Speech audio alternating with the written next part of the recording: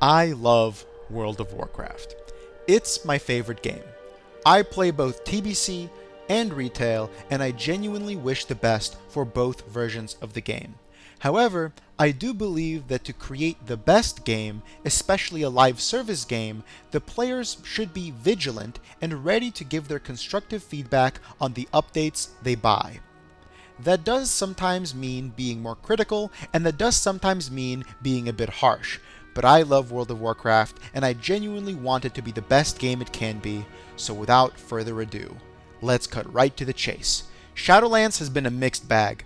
There have been undeniably great changes implemented, especially when compared to BFA, but ever since World of Warcraft's third act, which is to say Legion and onwards, every expansion has absolutely paled in comparison to, well, Legion.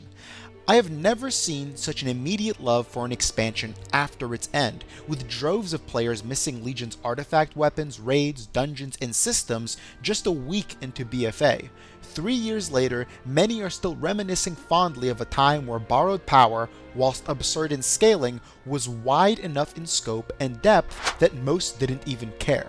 A time when tier sets existed, a time where we didn't really know Blizzard would be completely removing all of the content they worked on for 3 years leading up to and through Legion in the next expansion. So during BFA's life cycle, WoW players became more jaded than ever. A dark cloud hung over the community, and the positive changes in Shadowlands, while praised by most, were met with skepticism more so than excitement. And while the expansion itself launched in a far better state than BFA, we still can look just a few years ago at Legion's launch and see not only better class design with more character growth and depth of customization, but also a more focused and engaging development cycle that was immediately felt at launch. What does that mean? Well, that's exactly what we'll be talking about. Welcome to my Shadowlands launch review.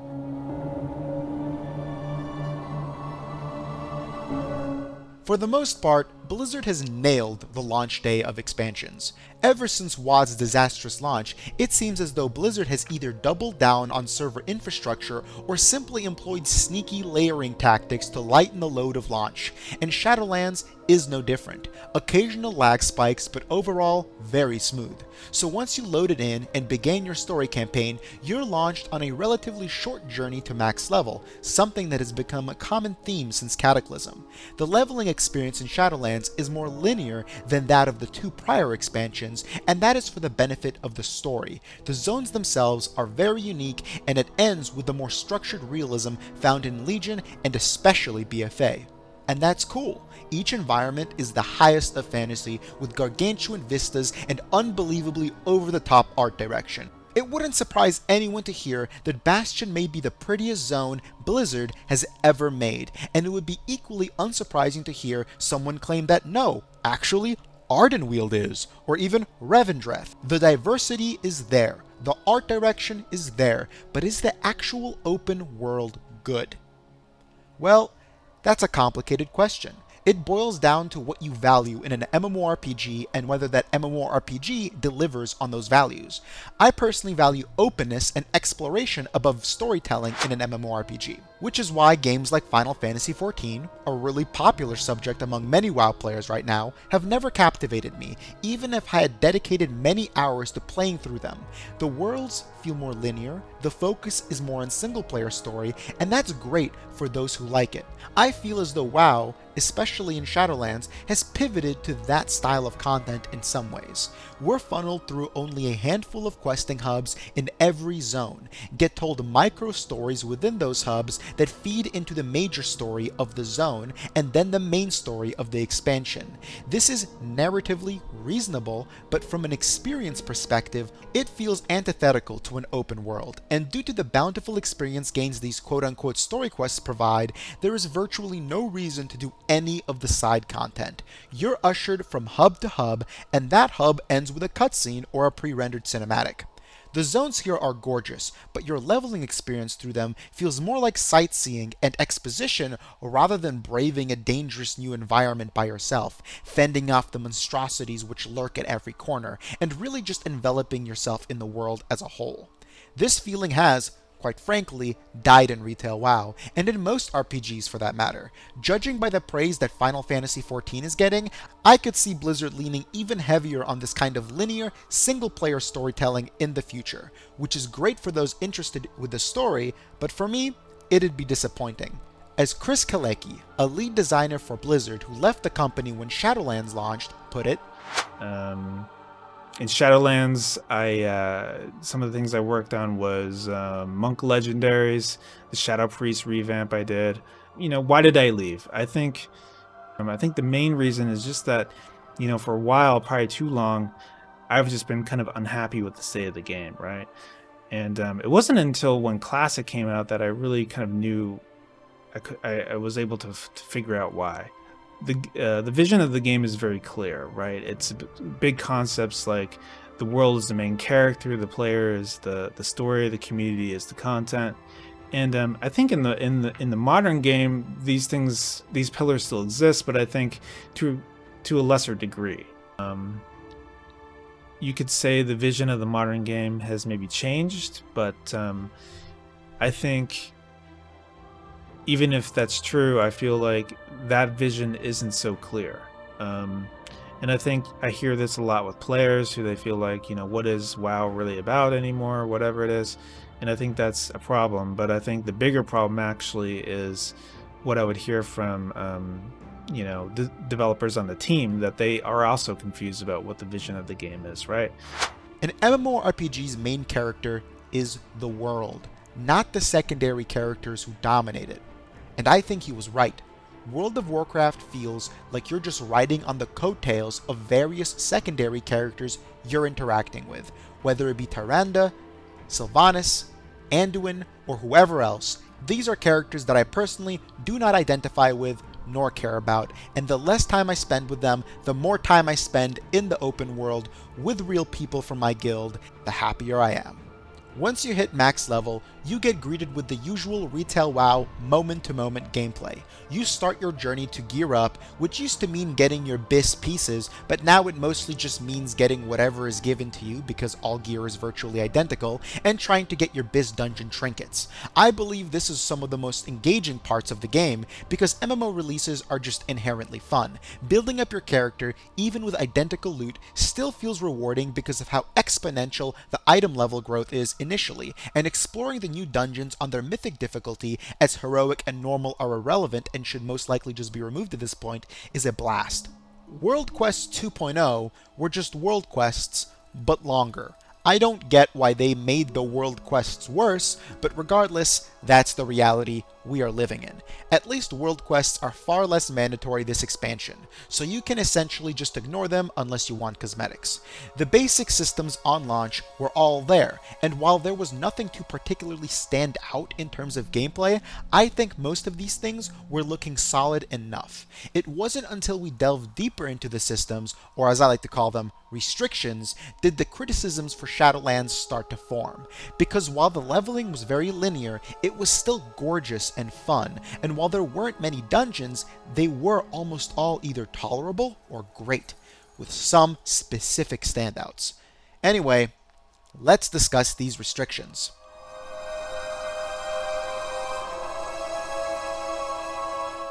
One of the first pieces of content you will interact with upon reaching max level are covenants. And yes, restricting yourself to a single covenant, even if that makes little sense from a story perspective, from a gameplay perspective, and from a systems perspective, is incredibly frustrating and perhaps one of the worst decisions Blizzard made going into the Shadowlands. Whilst I can touch on what has already been discussed many times, such as the imbalance between covenants, the feeling of being pigeonholed into certain roles due to the covenant you chose, or the frustrating feeling of needing to change covenants and grind the time-gated reputation, I will try avoid those complaints, as we are all aware of them, most of us agree with them, and me feeding into the echo chamber does little to no good. So instead, I will talk about how Blizzard could have created one of the most diverse and enormous expansions in WoW history, and actively sabotaged themselves due to a string of incomprehensible design decisions. If, for a moment, we are to imagine a parallel dimension where covenants were just big reputation, and not restrictive reputation, we could have gotten an expansion that not only offers unparalleled visual customization, but also unparalleled cosmetic progression. For some, this doesn't matter, and I get that. Transmog exists, and you will always be using that full Tier 3 Nax set, and that's fine. But for a lot of players, it does, and I feel as though Covenants miss the mark in every category. But more so than just that, I feel as though Blizzard has been making very strange, almost nonsensical choices in their decision to design content that you will not be experiencing 75% of. You, if you are one of many who mostly just play 1 or 2 characters, are fundamentally locked out of seeing most of the visual progression in the game, which is very, very confusing and strikes me as an utter waste of development time. A warrior, which I was in patch 9.0, has no reason to go Necrolord because the Necrolord ability is lame as fuck. Currently, under 5% of warriors have gone Necrolord, and chances are, unless they fundamentally rework and fully change the ability, that will not change. And for players who don't enjoy the other classes, or simply don't have the time to create 12 different alts, those warriors will never, ever be able to earn the cosmetics for Necrolords or any other Covenant. And these are awesome cosmetics, and awesome armor sets, and awesome mounts, and arguably even awesome campaigns if you're into that. And if you are to switch Covenants, you lose all of the cosmetics you earned in your other Covenant unless you switch back. Locking out a majority of players from the majority of content you spent the majority of time developing makes the expansion feel like it lacks content when it really, really, really doesn't. Shadowlands arguably has more content than any other expansion ever made, barring maybe Legion because that had an extended development cycle. And yet, Shadowlands feels small for a lot of players, and this is because a lot of what you could earn, you're restricted from doing so, which is why this is a system of restrictions. And while restrictions are great for a lot of gameplay, such as the core systems that do not change from an expansion to expansion basis, such as armor types, cloth, leather, mail, and plate restrictions, or class restrictions, such as unique abilities and the like. But for expansion systems, which are made for the expansion and will be left behind after the expansion, I have to wonder why the fuck they wouldn't just try to create more content for people to do. So to return back to this alternate timeline without these Covenant restrictions, we could have gotten an incredibly enormous diversity of content. Instead of pledging yourself to a single Covenant and being locked out of all the others, you could have simply treated them as you did any other reputation. You could do world quests, hell, you could even do dungeons for reputation, you could do raids, you could do side quests, all of the stuff that has existed before. And the reputation vendor, instead of selling immediately outdated gear like they have for many expansions now, they would sell a cool set of armor you could unlock for transmog, or an awesome pet, or mount, or weapon. You may be wondering, what would happen with all the recolors of all the different Covenant sets? Well, I will answer your question with another question. What do you think a digested interrogator's helmet would look like? A boss drop from Globgrog in Plaguefall? Would it look like a gilded helmet from Ouroboros? Or would it look more like this? I think we both know the answer to that question. So perhaps one of those recolors could be the dungeon set for that zone's 2 thematic dungeons, and the other set could perhaps be a reward from the Build an Abomination minigame. And guess what? Everyone could do this if they wanted to, and it would have been quite a bit more content to earn as you play the game. Instead of arbitrary time gating through renown, there would be no reason to gate this otherwise purely visual journey for players. Let them earn the gear you worked hard to make. That, to me, makes far more sense than what we have now. What doesn't make sense is spending 2 years working on content that a lot of your players won't ever see. And that applies not only to Covenants as a whole, but to conduits as well, which Blizzard has made hundreds of for whatever incomprehensible reason, and it feels like maybe if they didn't spend that much time creating these random passives, they could have worked on some of the classes and specializations in ways that are more rewarding than just giving Fury Warriors Slam, an unpruning Shattering Throw, which we maybe use once a week. There is so much more depth and expression that could have been added to classes, but that's a topic for another time. Look, I don't hate Covenants, believe it or not. I don't log in every day cursing the day I rolled whichever Covenant is simming best for me. I don't. It's fine. I'm fine. But man, imagine a world where you could just get the stuff that is there, stuff that is worked on, stuff that makes the game not feel like you're getting the exact same piece of gear over and over again. This could have given Blizzard the opportunity to create dungeon sets, which haven't existed in so long. This could have given Blizzard the opportunity to make trinkets, not the only interesting slot in your character's progression. This could have given us a reason to grind world quests that isn't just getting 35 anima. There is a feeling of perpetual progression that is missing from WoW right now. I can hop into TBC, as that game requires far less of my time than retail does, do a heroic dungeon, not get any gear, and still feel as though I've advanced to my goal of exalted reputations, and the gear that comes with those. Because that dungeon gives reputation, which is a very easy way to make the content you do feel like incremental growth to your goal. Right now, there isn't much of that feeling in retail, which sucks because retail does a ton better than TBC. It just fails systemically and succeeds through the sheer velocity of raid or dungeon design, which is really cool, but I feel as though Blizzard could definitely shore up on some of these weak points instead of just starting from scratch every expansion. I'm well aware that this isn't the case though. I know that Covenants will be rendered pointless in 10.0.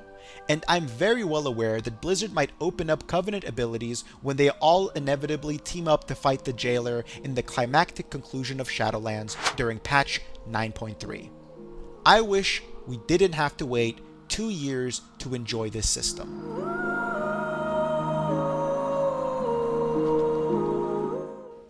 So Torghast was yet another improvement over BFA, but a failure when compared to Legion. Island expeditions, and I'm sure this is a hot take here, weren't great. Torghast, on the other hand, is fine. It is. I hate to say it. I know how much people love to rag on World of Warcraft and talk about Torghast and all this other stuff. If you want to alt 20 characters, then you should expect to kind of get bored of some of the content. That's just the reality. But if you want to play a couple, if you only play maybe 1 or 2 characters, Torghast is at best inconsequential and at worst inconsequential. On launch, it was kind of tough, which was really fun for myself and my friends, but many people complained about how difficult it was. And I know what you may be thinking. I'm just here to rag on the casuals who can't down mythic raids, they suck, haha. No, not at all actually. I think their complaints are very valid, and for most players, Torghast on launch was very unrewarding. But that's not because of its difficulty. It's because Blizzard, again, failed to implement incremental gains into the game. All of your power comes from the final boss in Torghast. So if you're unlucky, or your spec isn't great for Torghast, or if you just aren't a great player, spending an hour in there, taking your time, only to get slapped by the final boss, sucked. You just wasted an hour of your time and have nothing to show for it. So again, instead of ranting about the stuff we've already heard millions of times before, let's talk about how we could improve Torghast. Spoilers, many of these things have already been implemented in 9.1, and Torghast feels slightly better. I think Solash is a fine system to have, and it should have had an account-wide property to it for those who wanted to alt. That should have been added to the game immediately. There should have also been more Torghast-based progression. We kind of get that with the Visions-esque talent tree in the Box of Many Things during 9.1. It's fun, it's time-gated for no reason, but it's something. And lastly, we should have had way more reasons to go into Torghast than just Solash. We already have seen parts of this. The cosmetic shoulders that you earn from Torghast is a wonderful change in 9.1, and I'm very glad Blizzard implemented something like this, even if it was 8 months too late. I would have gone a step further and implemented unique recolors of old tier gear and weapons because that's fun, and that's exactly what they did with Island Expeditions. Be strong.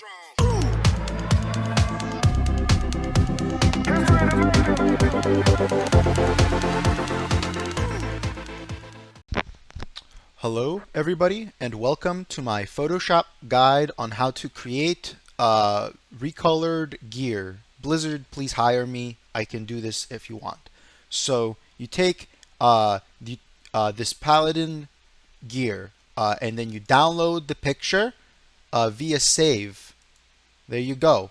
And then you open up Photoshop. Oh fuck, sorry. Oh shit.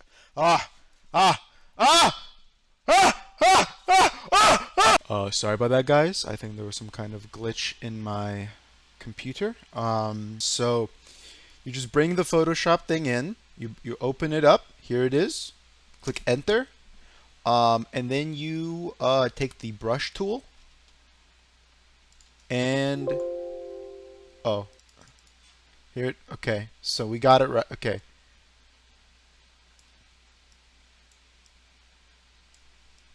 And before you know it, you have a recolored piece of World of Warcraft tier. Thanks for watching. I would also diversify the boss pool by including old bosses from raids and dungeons with slightly tweaked mechanics, and had those bosses drop their old gear scaled up. This would make Torghast a unique path to gear up an alt. Although the gear wouldn't be heroic raid gear or anything, it would still diversify the loot pool obtainable. I would also make it so every boss on every floor drops a small amount of soul ash, so even if you wipe and get kicked out, you would not feel as though you have earned nothing. With these small changes, Torghast could have been something people run for more than just soul ash every week. They could go in there for cosmetics, transmog, and even gear. But this leads us to the core issue with Torghast as a whole, the flawed goal of Torghast. It wants to be a roguelite in an MMORPG, and that simply doesn't happen. It is very, very difficult to create a roguelite with enough diversity to feel rewarding. The best roguelites to me, Risk of Rain 2, Binding of Isaac, and especially my favorite, Dead Cells, all have an enormous pool of loot to utilize, some of it very gameplay altering, and that loot pool is what drives people to play. Binding of Isaac is literally defined by its loot.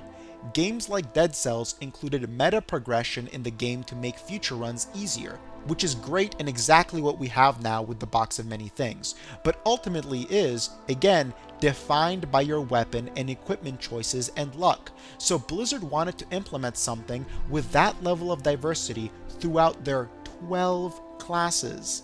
They would have needed to make hundreds of powers per class just to give us a variety of builds to use.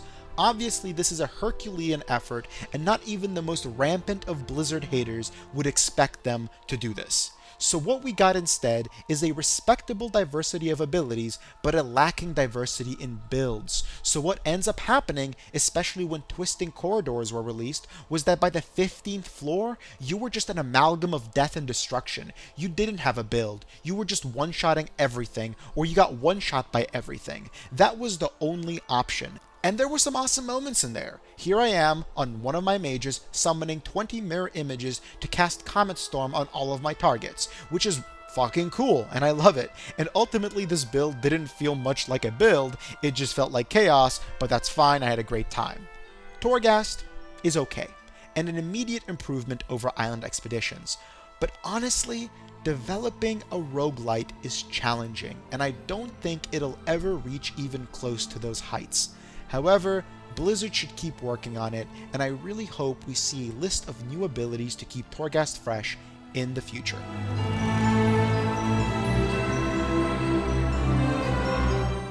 Yet another system of restrictions is present with the Maw, which is an extremely underwhelming zone on release, and I don't think I would be out of line in suggesting that most people really didn't enjoy it. While I like the idea of certain classes having intrinsic advantages in certain content, such as druids in the Maw, or even racial advantages, such as worgans in the Maw, I do feel as though the current state of the game doesn't facilitate those advantages existing. When Blizzard is doing their best to homogenize most elements of the game, when most of all loot is being rendered identical, when it's a bring the player not the class kind of philosophy, then I don't see why that philosophy didn't carry over to the Maw. The lack of mounting is yet another choice which theoretically made sense. In concept, I fully understand and agree with the idea that mounting in a place like the Maw would be odd. However, in practice, this doesn't make sense. Much like theoretically it would make sense to pledge your allegiance to a single covenant, in practice, it makes no sense. From a story perspective, it makes no sense. And from a gameplay perspective, it definitely makes no sense, and it is nothing but tedious and frustrating. As the Maw Walker, we pretty much hop in and out of the Maw without any issues whatsoever all the time. In fact, most characters hop in and out of the Maw with very little problems. There is some very odd ludonarrative dissonance between what the Maw is in the lore and what the Maw is in the game, and that's why I don't believe that mounting in the Maw would particularly break whatever immersion Blizzard thought existed. And obviously, they seem to agree, since in 9.1 we can just mount in the Maw now, and there's no problem. And wouldn't you know, the Maw is far less obnoxious as a result. But, as we have been, let's discuss what Blizzard could have done to both retain some of the lore properties of the Maw while still making it potentially more engaging for more players. Theoretically, an endgame zone that is not only punishing but incredibly dangerous is a great idea. The way it is implemented, though, was not great. If I had the opportunity to design the Maw from scratch, I would have made it a zone-wide dungeon. By that I mean the difficulty of every mob would be that of a 5-man mythic or heroic dungeon. You need to go in there with your friends or with randoms you can find in LFG, and you have to just survive for like 30 minutes. Your Eye of the Jailer fills up as you do whatever you do, and you do as much content as you can until you get shot out of the sky by the Eye and you fucking die. There is no escape. You die. And then you get resurrected by Venari or whatever the fuck, and you can do that again tomorrow. This would make the Maw a dangerous dungeon you can hop into and explore for a certain period of time, and down bosses that actually drop loot for certain periods of time. I would make it a fun parallel progression path for alts and for new 60s, and perhaps there would even be a Demon Souls-esque world tendency that you could manipulate outside of the Maw that makes it either harder or easier. So let's say you can reinforce your anima from your covenant into the Maw, reducing the power of some of the mobs for those who don't particularly want a very difficult challenge. But for those that do, you can go in there without reinforcements and brave the harsh wilds of the zone dungeon. The result here is that you'd be spending less time in the Maw every day, but getting better loot from the Maw, and the Maw's fantasy still persists. You aren't just hopping in and out whenever you want, and the content isn't just trivial nonsense that's rendered annoying due to a lack of mount. It is genuinely challenging and requires coordination with your group to plan out an attack path with the time you have allotted, and the Stygia earned can be used to buy upgrades to extend your time, to buff you while inside, and perhaps even allow you to carry out some of your powers from Torghast. The Maw should have, in my opinion, been an enormous server-wide dungeon that hundreds, if not thousands of players can be interacting with at once and having a great time inside. Instead, we get a large zone that's frustrating to navigate, but isn't much harder than anything else. I would say the Maw failed from a design perspective, which is sad because the only other endgame zone we can compare it to is Suramar, which is perhaps the best zone Blizzard has ever made.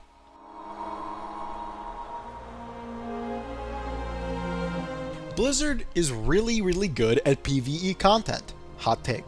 This is something that most just can't deny. The raid and dungeon team are the best in the industry, and it just isn't even close to me.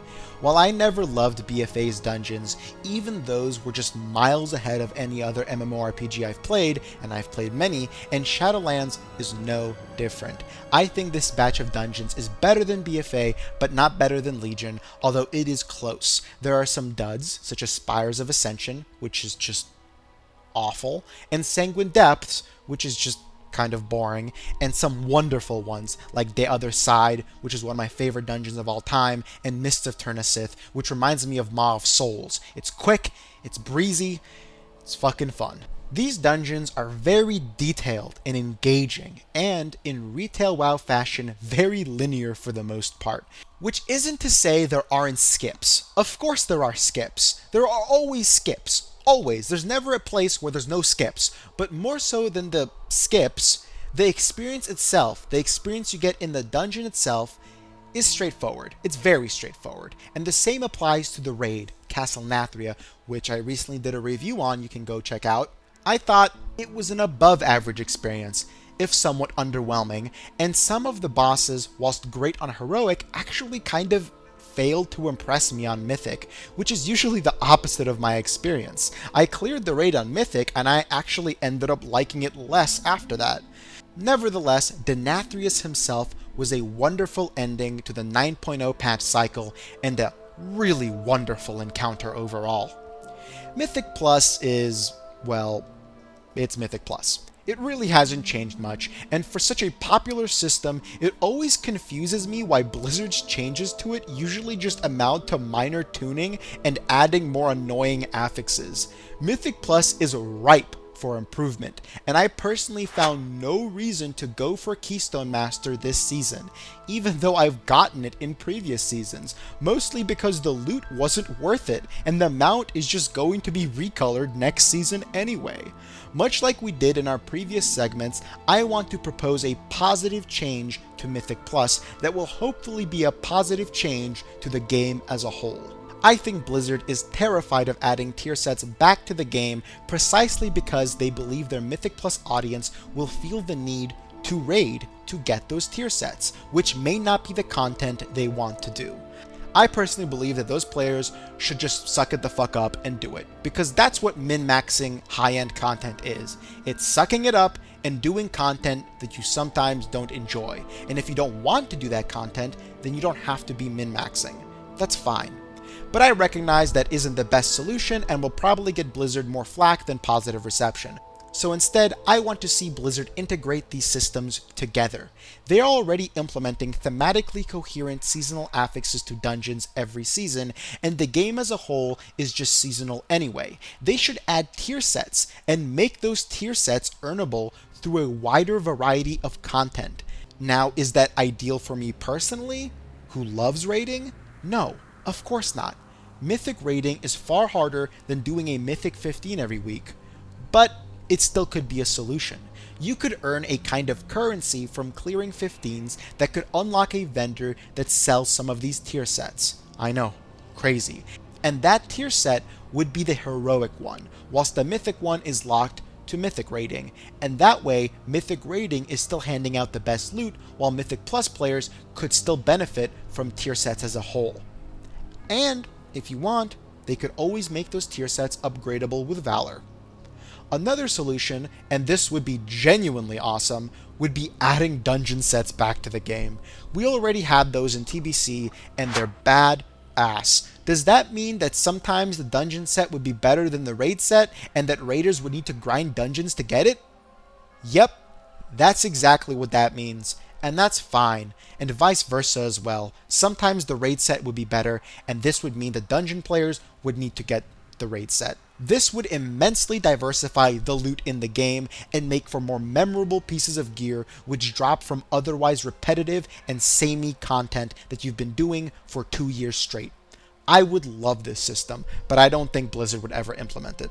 Lastly, they could do what I think they will do, which is just restrict raid tier set bonuses to raids, which again would fit the theme of Shadowlands, restrictions, but I would hate this change. It would feel horrible and make gear even more meaningless than it already is. and I would question why Blizzard is continuously placing balance above fun to a degree which damages the reward structures of their most well-regarded and beloved content. I guess it's still better than a lack of sets altogether, although leaving a raid only to have your rotation change due to a lack of tier set is really terrible. Overall, Shadowlands launched with some really solid dungeons and a decent raid. I think there is a lot to grow from, and I still believe that loot is the main issue with retail WoW's PvE content. I wish it was less homogenized and more unique. Beyond that, it's fine and I'm enjoying myself, albeit I do get burnt out of my class now way more often than I used to due to a lack of tier sets.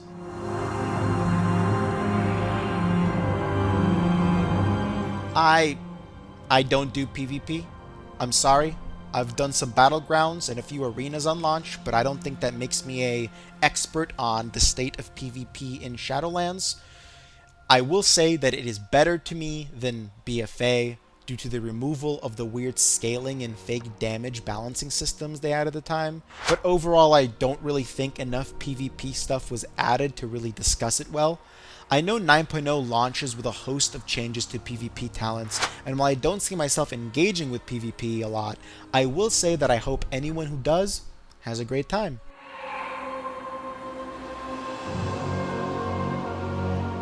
Regardless of what you think of Shadowlands, there is a lot to look forward to in 9.1 because for all of its immediately noticeable flaws, it is still shaping up to be solid as a whole. And while I have many criticisms aimed directly at Blizzard's continuously baffling design decisions, I still want to play it to see if my mind will change. But the future is more interesting than the recently released patch or even the upcoming changes. The future I'm referring to, of course, is that of the game as a whole. Something that I have discussed on this channel and will continue to discuss in my future videos is my theory on World of Warcraft's lifespan. It's called the Act Theory, which posits that the game's life cycle is made up of acts that are defined by overarching design philosophies present at the time. These philosophies seem to change every 3 expansions. Act 1 being Vanilla, TBC, and Wrath, which was an iterative design, meaning that they were building off of old content and expanding upon their class design. Act 2 being Cataclysm, Mop, and WoD, which was transformative design, meaning that the core systems, such as talents and the overworld, were completely transformed. And Act 3 being Legion, BFA, and Shadowlands, which are destructive, or more kindly, seasonal designs, where content is created for an expansion and then pretty much just thrown in the trash once it's over. And while there are many ways to criticize this seasonal design for the game, how it devalues character progression, how your character feels weaker after an expansion is over rather than stronger, or how Blizzard spends years building a system and its infrastructure only to render it pointless in the next expansion, essentially just wasting all of that development time. But I want to look forward, because if this theory is correct, then 10.0, the next expansion, will be yet another pivot in a different direction, into a different new design philosophy. While I don't believe the seasonal philosophy will change, I do believe we will get a new evolution of some of the things that exist currently. Ian Hazzikostas and a few other developers have already spoken about how Borrowed Power was taken a bit too far and how they are taking steps back and reconsidering some of the design decisions present. Remember, these changes don't happen instantly. Classic WoW launched and was positively received, while Shadowlands was already in development, in its design phase. The systems were locked in, they just needed to be made. And while certain changes were undoubtedly made as a result of Classic WoW's success, I believe that we will not reap the benefits of its success until we get a full design cycle with its existence present in Blizzard's mind. I am hoping that Classic WoW's success rubs off on retail in the best way. That may be my copium talking, and it could very well be a change in which Blizzard doubles down on retail WoW's flavor and creates an even more seasonal MMORPG with even more linear storytelling and far less MMORPG elements. This could be the case, and I, as well as everyone else, need to understand this, but I hope for the best. Regardless, Shadowlands hasn't been a horrible experience. Let me get that straight. It has not been horrible. It's just been disappointing for many, and I echo that feeling. I think a lot of people genuinely wanted to believe that WoW operates on a one bad, one good cycle, where a mediocre or even bad expansion, Warlords of Draenor, is followed up by a good or even great expansion, Legion. And when a bad expansion came around, BFA, it should have been followed by a good expansion, Shadowlands. But that hasn't happened, and I think a lot of people are just surprised and sad that instead we get an improvement over BFA, but not an expansion that really stands on its own. The saddest part of this, to me, was that Blizzard sabotaged themselves with Shadowlands, and with some very minor changes could have made something enormous and great.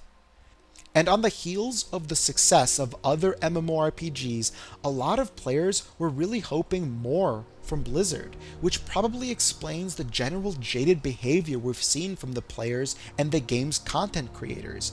I don't think they're angry or hateful, I just think they're sad. They're sad that their favorite game just isn't holding up as well as they would like. My final thought on WoW, for now anyway, is that I honestly wish that Blizzard would just pull a Warlords of Draenor on Shadowlands. Warlords wasn't an awful expansion on launch, and I think it had its merits. Shadowlands is far from an awful expansion on launch, and it certainly has its merits. But in 2014, Blizzard made the choice to cut an entire patch out of WoD's release schedule in favor of working on their next expansion, Legion. And arguably, and I know this is a hot take, Blizzard released their best expansion since Wrath of the Lich King, and potentially their best expansion ever. So while I don't hate Shadowlands, I do want more from the next expansion. If that means getting a raid tier cut, then so be it, because I rather wait for quality than dwell in mediocrity.